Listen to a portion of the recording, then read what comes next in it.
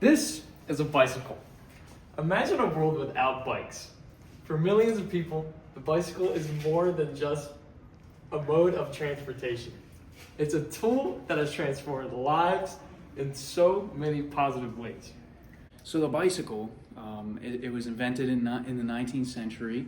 It's a brilliant piece of mechanics.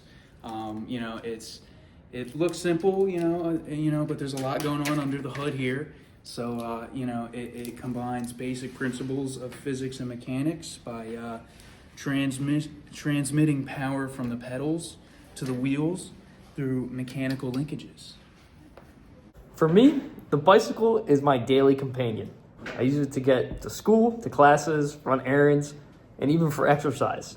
It's an eco-friendly option that helps me avoid traffic and the stress of driving. So now let's talk about the gears. The gears are essentially levers that modify the mechanical advantage of the bike. When you pedal, you're transferring force through the pedals to the crankset, which is then connected to the front gear. These gears then engage the chain, which moves to the rear gear and ultimately powers the wheel. Mechanical advantage refers to the ability to use small amounts of force to accomplish a larger task.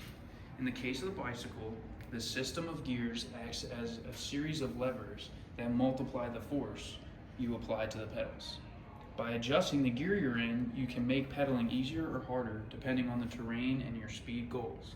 But Marcelo got this for $25 on Facebook Marketplace, so it doesn't have it.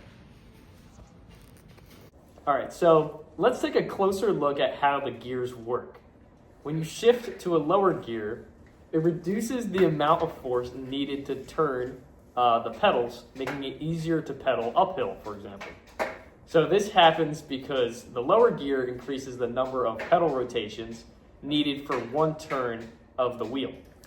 So each pedal stroke requires less effort, but you need to pedal more times to move the bike forward.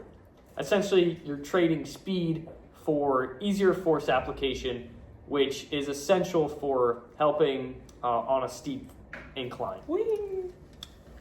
Now, let's not forget about the mechanical properties at play as well, because friction plays a huge role too. So as the wheels roll on the ground, friction between the tires and the surface creates resistance, which you have to overcome when moving forward. So the lower the gear helps to overcome sort of that resistance by providing more torque, which is essential for rotation. And that is essential for the rotation that turns the wheels. So less force on your legs is needed to overcome both gravity and on the hill, as well as the friction between the tires and things like that.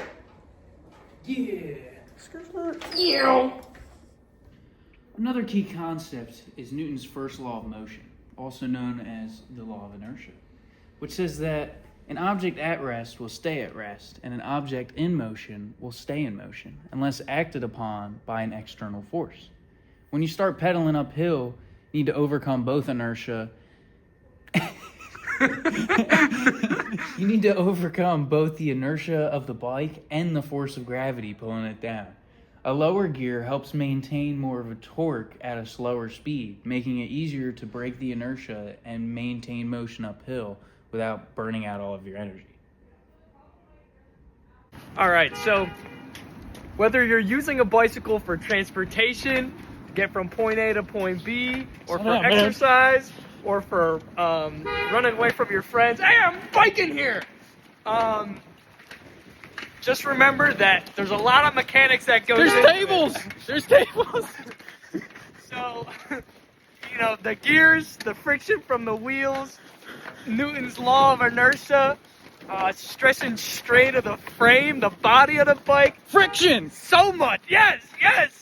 So thank you for watching. We hope you learned about bicycles and yeah. Mechanical engineering.